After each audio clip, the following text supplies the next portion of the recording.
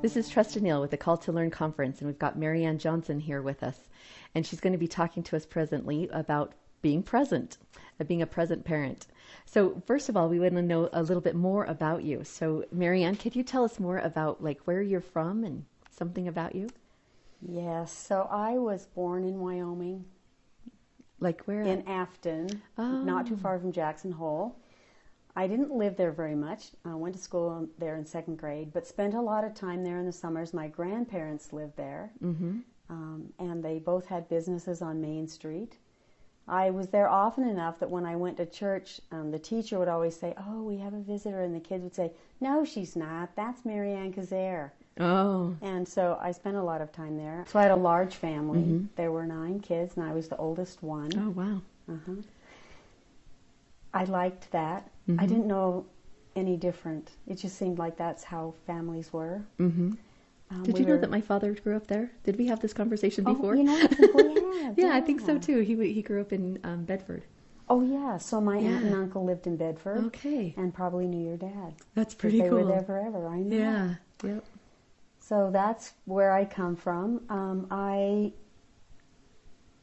went through school and high school and on to college and met my husband before he went on his mission and waited, Okay. sorta. Sorta. You dated around a little bit. I was there when he came home, but we did have plans, so that was cool. And we've been married 45 years. Wow. Long Beautiful. time. Yeah. I have 7 children and 13 grandchildren. Congratulations. That's awesome. Thank you. And all my kids are grown and on their own and doing well, and Great. my grandkids are all great. I live with one of my daughters in a basement apartment Oh, yeah? and help her with her children, one who has severe cerebral palsy. So Oh, okay. I have kids in my life 24/7. Yeah, it sounds like it. Sometimes at 3 in the morning, Ben, who's 4, will come down and crawl between Grandma and Grandpa and spend the night. So it keeps, people can't say, well, you just don't know what it's like anymore. Yeah, we do. Okay, oh, yeah, I pretty much do know. Yes. Ben had a tantrum today that lasted 30 minutes, and I could hear the whole thing. Wow. And I'm thinking, there's no possible way to get too old Yep. Nope. yet. That's true. So. You still get to experience them. Yep. Yeah, that's great. I So- love that. I love that. And my husband really loves it. Oh, good. I started looking for a house, and he half-heartedly went along with me, looking for a house on the same street or within the same block. Yeah. But a couple of weeks later, he said, "You know, Mary, about that house thing, why don't you wait until I die and then buy a house?" Wow. And I realized he really He really does love to be be there with with the his kids kids. every Oh, day. that's He's neat. retired. He does lots of babysitting. He does Benny's school. Cool. So I think we'll probably That's fun. be doing that for a long time. Yeah, that sounds like it. It sounds like it. That's great. So tell us about your homeschool experience. How did you get started? Did you even want to at the first? No, You didn't? I didn't. Okay. In fact, I had a friend in our ward in Montana who homeschooled. She was the only homeschooler I knew, and she was like super weird. Yeah. And they didn't eat sugar, and Oh. they used homeopathics, and like, who does that? Yeah. And I just had no intentions of homeschooling, but we started having some difficulty with one of our sons, and eventually we had 4 kids using drugs in our very small Oh, town of really? 10,000. Wow. And before that happened, I could see what was happening.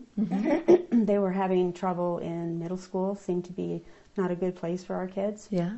And so when my second to the last child came to that place, I just said, we aren't going there. Yeah. A little before that, the strange lady who was homeschooling, I got to know her better, and she and I actually opened a Benjamin Franklin Academy together. Oh, neat. And I taught all the grades from 8 up. Wow. And all the subjects. We had Oh, my 23 goodness. students. I did that for a number of years. And did bring some of my struggling children in. Wasn't successful for them. But then with the last 2 said, we're just not going to, no more are going through middle school, Oh. and we're just going to homeschool. So our homeschooling was very on and off. My youngest son wanted to go back to school in ninth grade. And he said, "Pray about it, Mom." And I did, and the answer was a definite no. Oh. And so then when it was coming up to 10th grade, he said, "Mom, I want you to pray about it again." Yeah. And the response was, "He'll either make it or he won't. You can let him go." Wow. And he did very well, and Oh, good. was glad. And of course, at that point, my youngest daughter, who'd been homeschooled, there's a 7-year gap there, Oh, okay. who had been homeschooled all that time, said, "Well, if he's going to school, I'm going to school." So we put her in a small country school Okay. that we had to drive a ways Oh, wow. to. Then we moved here to Utah, and she was in, now the name has slipped me, but a private academy. Okay. And then in 10th grade, went back to high school. And I said to her, "If you go back to high school, number one, it will be lame. And number two, you will have to stay. So think carefully about your decision." Yeah. And after about a month of school, she said, "Mom, this is so lame." I said, "I know." And it was really a struggle to get her through those last 2 years, but she did it. I bet. She did it. And so my homeschooling journey, we had no resources really in Montana. There were very few homeschoolers. There were no academies, no Benjamin Franklin, which we ran for a few years. And so I didn't have a lot of curriculum. There was no computer at that time, really. So I couldn't go online and see what everyone was doing. Right. There was just not, it just wasn't what it is today. Right, yeah. I'm so absolutely different. astonished at the networks Yeah. that people have. So I look back on our experience and think, well, it wasn't very stellar, but my son did learn to be a clown. Oh, hey. He did that in homeschooling. We got him Okay. a teacher, and he'd actually went out and performed all over. Awesome. And we did a lot of fun things. We spent a ton of time together, myself and my last 2 children. And if that's all we had gotten, it would have been okay. Yeah, yeah.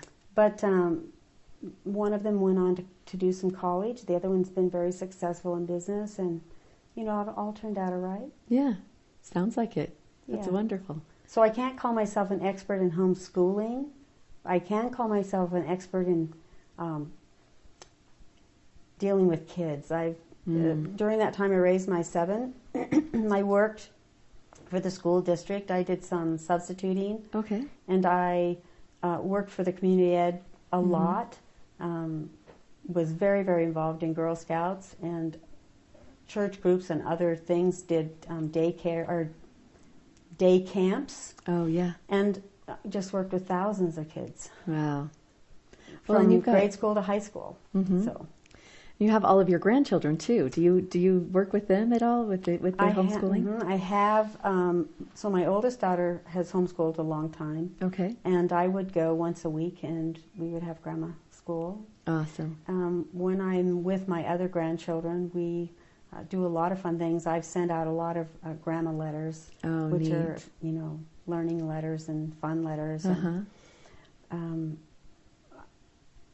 And so it's just pretty much like every grandparent. I just, want to have fun with them and teach them stuff and do what I can with the distance ones and a lot with the ones that I live with. However, I have noticed a difference. Okay. When you move in with your grandchildren, it's a little different than when you live 2 or 3 blocks away and you have to go there. You do a lot less planned things with them because they're just there all the time and you're doing things all the time. Yeah, that makes sense. So it's more like a non-glorified mom, where they come down and they need orange juice or yogurt or a cuddle or whatever. Yeah. I have to stop in the middle of my very important things and be present. Yeah. You're practicing what you're preaching. Practicing all the time. So it's pretty loose. I don't. My husband does more homeschooling now than I actually do because he does Benny school with 4-year-old. That's pretty cool. So has he always been supportive? He always has been. Wow, that's great. My husband was on the road salesman, so he was gone during the week while my son and daughter and I were homeschooling. But on the weekends, he was really the kid person. He spent a lot of time with them, hunting and fishing and good. hiking and laying around and basketball. He started the first soccer league in our town. Wow. And so he just spent a lot of time with the kids whenever he could. Yeah, sounds like it. But he had no problem with me bringing him home out of school. Wow. That's awesome. Yeah. Yeah, pretty supportive, especially then. Yeah. Yeah, because it was new and nobody was doing it. Mm-hmm. Exactly. Yeah. To subscribe to our YouTube channel, click here. To choose from our gifts and request updates on our most popular topics, visit calledtolearn.com. For more videos like this one, click this playlist. For Table Talk discussions, choose this playlist.